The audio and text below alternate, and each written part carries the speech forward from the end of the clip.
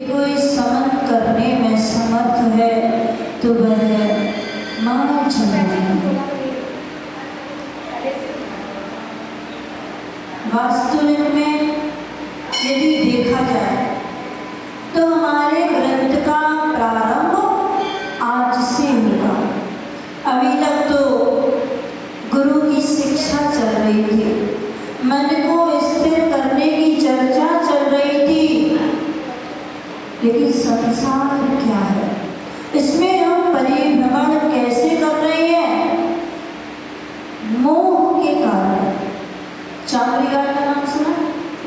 चामड़ी गाय, उसके बाल बहुत सुंदर होते हैं चामड़ी गाय के। यदि वो चामड़ी गाय दौड़ते हुए किसी झाड़ी में उसका बाल फंस जाता है तो वही खड़ी हो जाती है, आगे नहीं बढ़ती कि मेरा बाल ना टूट जाए। इस कारण से वही खड़ी हो जाती है कि बाल ना टूट जाए, और शिकारी आता है और उस चामड़ी गाय को पकड़ लेता है। उस चामड़ी गाय में इतनी शक्ति होती है कि पहाड़ों को लांघ जाती है, इतनी शक्तिशाली गाय, और एकमात्र बाल के राग में शिकारी से पकड़ी जाती है। उस चामड़ी गाय के लिए सिर ला रहे हैं अपने बालों से राग, पता नहीं कितनी कंगियां तोड़ डाली, कितने दर्पण फोड़ दिए, कितने शैम्पू तेल लगा लिए, लेकिन फिर भी बालों से राग नहीं छूटा। अरे बालों से राग नहीं छूटा, बहुत राग हुआ जब आप बालों को रगड़ते हो। उस समय यदि आयु का बंद आ गया तो बाल में जाकर के जुआ बन जाओगे। अब बालों को देखते रहो, क्योंकि जहाँ राग होता है, जहाँ राग होता है वहीं हमारा जन्म हो जाता है। अब बालों में बैठे रहना, बालों की सुरक्षा करते रहना और अपने बालों को देखते रहना। तो ये क्या है? आज तक आखिर हमने अपना कल्याण क्यों नहीं कर पाया? आज तक हमने अपना मार्ग प्रशस्त क्यों नहीं कर पाया? एकमात्र मोह महामद पियो। आज का नहीं पिया है। ये नहीं कहना कि मुझे अभी इस भाव में राग हुआ है, इस भाव का राग नहीं है, ये भाव का राग है। जो करते हैं वो उदय में फिर आता है, फिर करते हैं फिर उदय में आता है। हर भाव में हमारा राग मोह उदय में आता है। जिसने इस राग या इस मोह को परास्त कर दिया, दो राजाओं में लड़ाई हुई, युद्ध चल रहा था, तो उसका जो सेनापति था, पहले शिविर चलते थे, उसमें एक सेना रुकती थी, दूसरे शिविर में दूसरी सेना रुकती थी। तो एक राजा थोड़ा सेना कम थी उसके पास, तो उसका सेनापति बोला, राजा साहब अपन उसके पास इतनी सेना है, उसे कैसे जीत पाएंगे? कैसे जीतेंगे हम वहां पर? हमारी मुट्ठी भर सेना है और उसकी बहुत सारी सेना है, हम उससे कभी नहीं जीत सकते, हम तो हार ही जाएंगे। लेकिन सेनापति जो था वो समझदार था। सेनापति के नेतृत्व में पूरी सेना चलती है। तो सेनापति ने कहा ठीक है, अपन कम है, लेकिन जब अपन युद्ध पे जाएंगे, रास्ते में एक मंदिर पड़ता है, वहां पर जो कहते हैं वो होता है। लेकिन ठीक है। और जब प्रातः काल सभी अपनी क्रियाओं से निवृत्त होकर के और युद्ध भूमि के लिए जा रहे थे, रास्ते में मंदिर पड़ा। रास्ते में मंदिर पड़ा, दिगंबर शब्द का प्रवचन चल रहा, और वह सेनापति वहां गया। उसने कहा कि मैंने एक सिक्का फेंका है, और यदि चित्त आता है तो हमारी जीत नियम से, यदि पट्टा आता तो सामने वाले की जीत होती। और उसको गया और उसने सबको वहां अपनी सेना में घोषणा कर दी कि आज तो जीत हमारी ही होगी, क्योंकि मैं दिगंबर साधु का दर्शन करके आया हूँ, उनसे आशीर्वाद लेके आया हूँ। पूरी सेना में हर्ष उल्लास की लहर दौड़ गई, सबके अंदर एक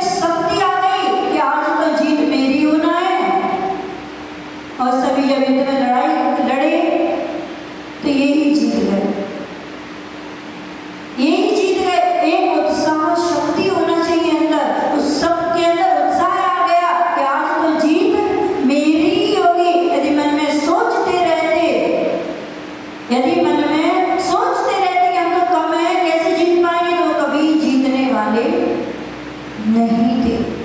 तो जिसका मोहिनी कर्म सेनापति है, यदि सेनापति मजबूत है तो सारे कर्म हमारे साथ लगे रहेंगे। यदि मैं सेनापति को ही हरा दिया तो पूरी सेना हार जाए। तो हमारे लिए मोह रूपी सेनापति को, सम्राट को परास्त करना है। अभी तक चर्चा हमारी चल रही थी कि हमें उसको कैसे परास्त करना है। करुणाधारी गुरु की शिक्षा को सुन रहे थे, लेकिन हमें आज ये समझना है कि जो संसार में हमारा अनादि काल से परिभ्रमण चल रहा है, उसको कैसे रोकना है। जैसे पंडित प्रवर दौलत राम जी कह रहे हैं कि मैं इसकी क्या वर्णन करूं। तास भ्रमण की है बहु कथा, पे कछ गाओ कई मुनि यथा, काल अनंत निगोद मझार, बीत्यो एक इंद्रिय तनधार। बड़े बड़े आचार्यों ने, बड़े बड़े मुनिराजों ने इसकी कथा नहीं कह पाई। पंडित प्रवर दौलत राम जी बोल रहे, मैं अल्पज्ञानी हूँ, मैं बुद्धिहीन हूँ, मैं कैसे संसार की कथा को कह सकता हूँ। तास भ्रमण की है बहु कथा, थोड़ी बहुत कथा होती तो अपन कह देते, शब्दों के द्वारा उनका बखान कर देते, लेकिन इतनी बड़ी कथा है कि उस कथा को कहने के लिए मेरे पास शब्द नहीं है। तास भ्रमण की यानी कि 4 गति 84 लाख योनियों में भटकने की बहुत बड़ी कहानी है। कैसे इस कहानी को कहें, शब्द ही नहीं है इस कहानी को कहने के लिए। ये कितना बड़ा संसार है। पंच परावर्तन, कौन कौन से पंच परावर्तन? द्रव्य, क्षेत्र, काल, भाव, भव। सबसे बड़ा भव परिवर्तन। जैसे अपन ने देखा 1 जनवरी आती है, रात को 12 बजे, 31 दिसंबर की रात में 12 बजे के बाद तीनों सुई जो होती है घड़ी की एक साथ चालू होती है, एक साथ होती ना, 12 बजते हैं, सेकंड की भी शुरू होती है, घंटे की भी शुरू होती है और मिनट की भी शुरू होती है। सबसे पहले कौन सी पूरा करती है? सेकंड की, फट से 60 मिनट हो जाती है। उसके बाद मिनट की और घंटा की बहुत स्लो चलती है। सेकंड की सुई तो चलती हुई दिखती है, मिनट की भी कभी कदाचित वो भी दिख जाती है, लेकिन घंटे की सुई दिखाई नहीं देती है। तो ऐसा हमारा भाव परिवर्तन चल रहा है, हमें दिखाई नहीं दे रहा। क्षेत्र परिवर्तन, काल परिवर्तन, बहुत बड़े बड़े परिवर्तन है। जैसे किसी व्यक्ति ने, जैसे मेरा जन्म अब सरपड़ी काल के प्रथम समय में हुआ, तो ये प्रथम समय है। ये पूरा एक क्षेत्र बना। आपने ग्राफ की कॉपी देखी, फील्ड बुक की देखी ना, उसमें कितने छोटे चेक्स बने होते हैं, बहुत छोटे छोटे से दिखते हैं। तो ऐसे वो सारे इसमें समय बने हुए हैं, छोटे छोटे से समय। और हमने अब सरपड़ी काल के प्रथम समय में यहाँ जन्म लिया। अब हमें 10 कोड़ा कोड़ी सागर के बाद दूसरा समय आएगा, हमें उसमें दूसरे समय में जन्म लेना, उसके बगल में। और यदि हमने नहीं ले पाया, इधर या इधर हमारा कहीं और जन्म हो गया,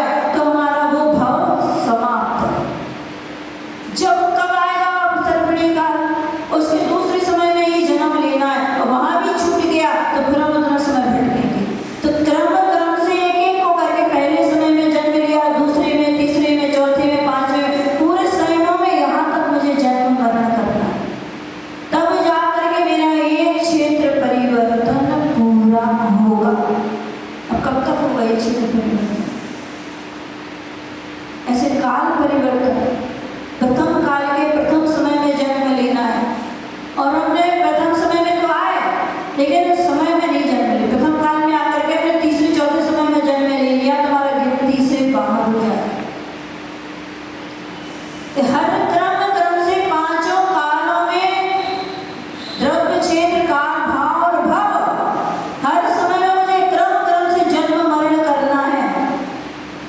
और यदि एक भी हमारा समय चूका तो पुनः उस समय के बाद हम दूसरे उसमें आएंगे। इतनी बड़ी कथा है ताश भ्रमण की, बहुत बड़ी कथा है। इस कथा को कहने के लिए शब्द क्या बोले इसके लिए? इन शब्दों में आपको हम समझाएं कि ताश भ्रमण की कथा कितनी बड़ी है। पैर कछु कहूं कहीं मुनि यथा, मैंने जो आचार्यों के द्वारा सुनी है, मैंने जो गुरुओं के मुख से सुनी है, उसमें से कुछ कछु थोड़ी सी आपको बता रहे हैं। जो ये परिवर्तन है, ये कुछ कथा है। ये द्रव्य, क्षेत्र, काल, भाव, भव की जो कथा है, ये पूरी कथा नहीं है। ये कितनी कथा है? कुछ थोड़ी सी कथा। अंदाज लगा लेना कि कितना बड़ा संसार है, और उस संसार में यदि हमने सम्यक दर्शन प्राप्त कर लिया जीवन में एक बार भी, तो हमारा अर्ध पुद्गल परावर्तन खत्म हो गया, समाप्त हो गया। यानी बहुत बड़ा समुद्र रूप में संसार था, और उस संसार में एक चिल्लू प्रमाण हमारा संसार शेष रह गया। किसका? जिसने सम्यक को प्राप्त कर लिया। अब कौन सम्यक दृष्टि है, कौन मिथ्या दृष्टि है, हम नहीं बता सकते। बुखार को नापने का थर्मामीटर है, फीवर को नापने का थर्मामीटर है, लेकिन परिणामों को नापने का कोई थर्मामीटर किसी ने नहीं बना पाया। लौकिक चीजों की आप नाप तोल कर सकते हो, लेकिन भावों की, परिणामों की, विशुद्धि की, हमारी श्रद्धा की, इसकी कोई नाप तोल नहीं होती है। इसको हम स्वयं समझ सकते हैं हमारे परिणाम कैसे है। तो जिसको सच्चे देव शास्त्र गुरु के ऊपर दृढ़ श्रद्धा है, कैसे श्रद्धा है? दृढ़ श्रद्धा। यद्वेव दृश्यमेव तत्त्वं नान्यच्चान्यथा इत्थकम्पाय सांभवत् सन्मार्गे संशया रुचि। हम नहीं बोल रहे, हमें इतनी शक्ति नहीं है, हमें कोई ताकत नहीं है, हम कुछ बता सकते हैं। आचार्य सुमंत्र भद्र स्वामी ने रत्न कर्ण शावकाचार्य में कहा है, यद्वेव दृश्यमेव, जो भगवान ने कहा है वैसा ही है। भी नहीं लगाना से, वैसा ही है। भगवान ने कहा है कि 7 नरक होते हैं। अब ये नहीं कि 8 क्यों नहीं है, 6 क्यों नहीं है, किसने देखी? नहीं, भगवान ने कहा है, जिनवाणी में लिखा वाले स्वीकार है, हम उस पर श्रद्धा करते हैं तो हमारा समय दर्शन मजबूत है। भगवान ने कहा है कि श्रावक के षडावश्यक कर्तव्य होते हैं, और बिना षडावश्यक कर्तव्य किए बिना श्रावक श्रावक नहीं है। तो ये नहीं कहने क्यों नहीं है, पूजन करते हैं, पाठ करते हैं, तो क्या हम श्रावक नहीं है? श्रावक नहीं है। श्रावक के नाम पर, श्रावक के नाम पर क्या है?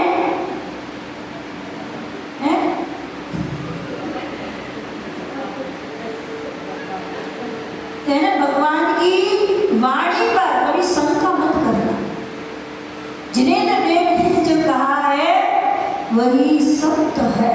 ऐसा अटल श्रद्धा न होना, जैसे तलवार होती है, तलवार देखी, तलवार की धार पर जो पानी चढ़ा होता है, उस तलवार के टुकड़े टुकड़े कर देना, लेकिन उस तलवार में से वो पानी उतरता नहीं, वैसे ही चमचमाता है।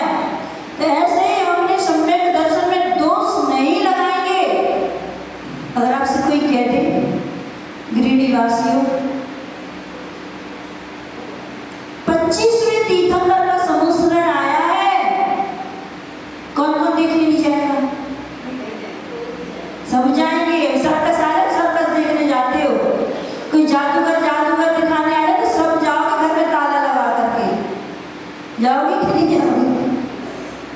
सर्कस वाला आ जाए, अब क्या कहोगे?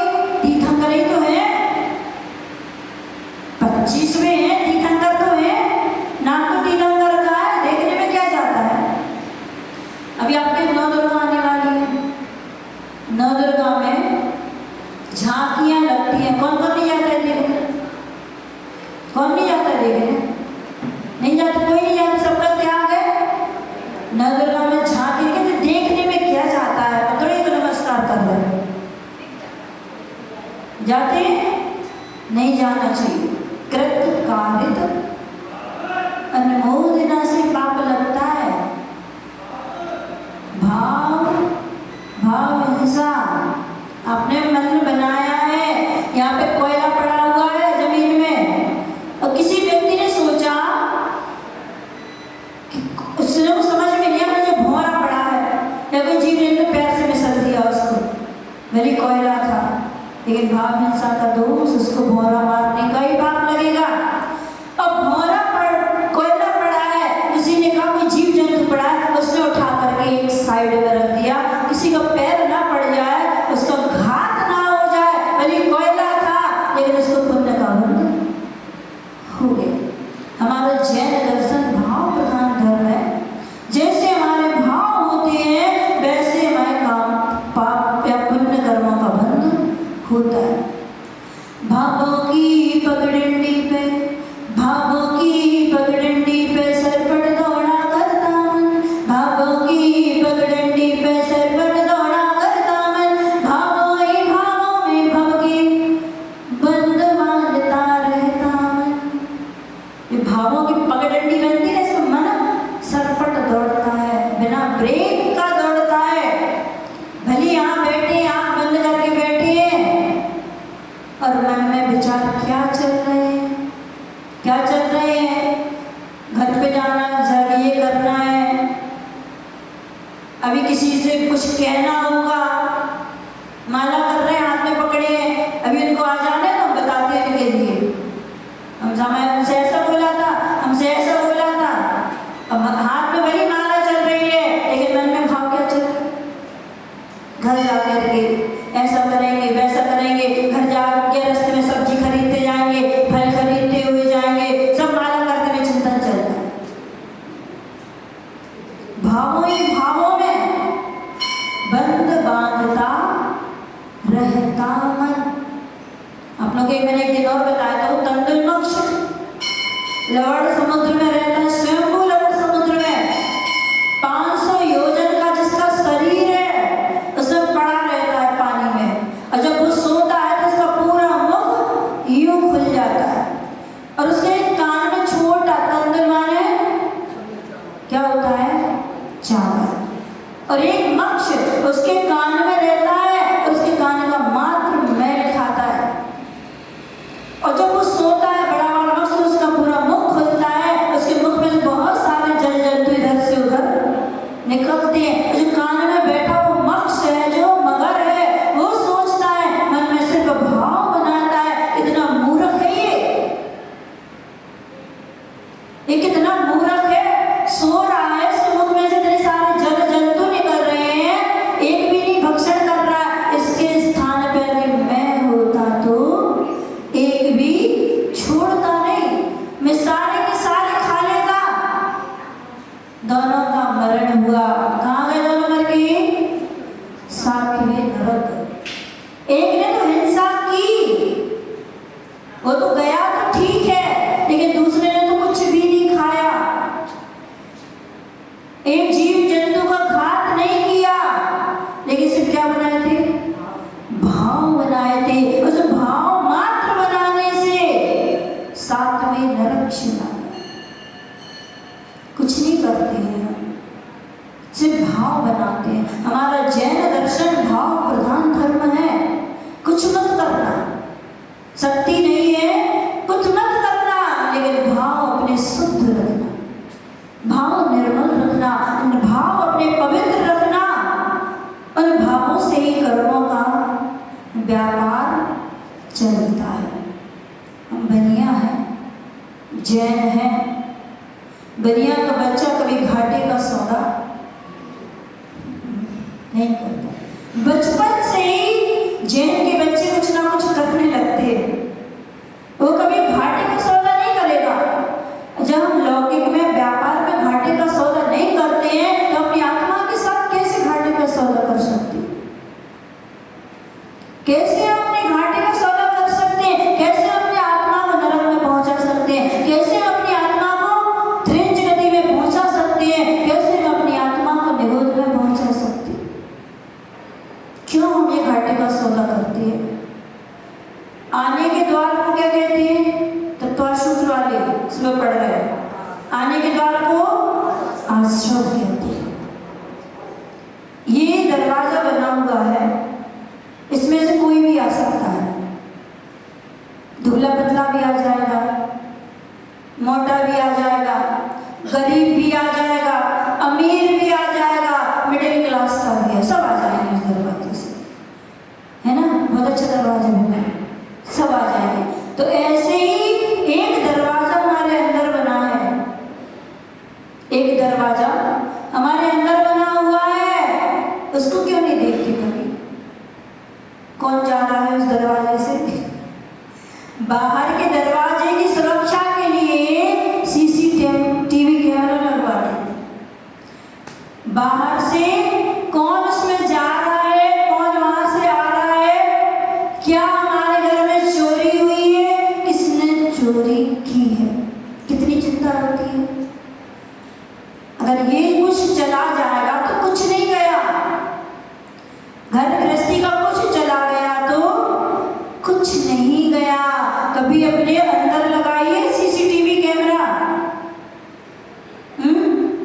उस आश्रम के द्वार पर, उस आश्रम के द्वार पर सम्यक दर्शन रूपी सीसीटीवी कैमरा लगा दो। फिर देखना कौन सा पाप कर्म आ रहा है और कौन सा पुण्य कर्म आ रहा है। ये बहुत जरूरी है टीवी कैमरा लगाना। सभी लोग लगा लेंगे सीसीटीवी कैमरा, है ना? हम दे देंगे आपको वो कैमरा। मेरे पास बिक्री है उस कैमरे की, सम्यक दर्शन रूपी कैमरा। एक एक खरीद लेना, एक एक की जरूरत है। घर में तो पूरे घर में लगानी पड़ती है, लेकिन यहाँ आपको मात्र एक दरवाजे को कवर करना है। आश्रम रूपी दरवाजे को कवर करना है और देखना है कि उस दरवाजे से कब मेरे अंदर पाप आया और इसने मेरा कौन सा गुण चुरा लिया, कौन सा गुण चुरा लिया। कहीं सम्यक दर्शन रूपी गुण तो नहीं चुरा के ले जा रहा है, कहीं सम्यक ज्ञान रूपी गुण तो नहीं चुरा के ले जा रहा है, कहीं सम्यक चारित्र रूपी गुण तो नहीं चुरा के ले जा रहा है। मेरे गुणों की चोरी ना हो जाए, इसकी चिंता करना, इसकी चिंता बहुत करना कि मेरे अंदर से कोई गुण चोरी ना हो जाए। इसकी रिपोर्ट नहीं लिखी जाती, इसकी कोई रिपोर्ट नहीं लिखी जाती है। यदि हमारा कोई चोरी हो जाता है तो इसकी सजा हमको स्वयं को भोगना पड़ती है। एक टीवी कैमरा लगा देना। आपका समय हो गया है। जो पंच परमेष्ठी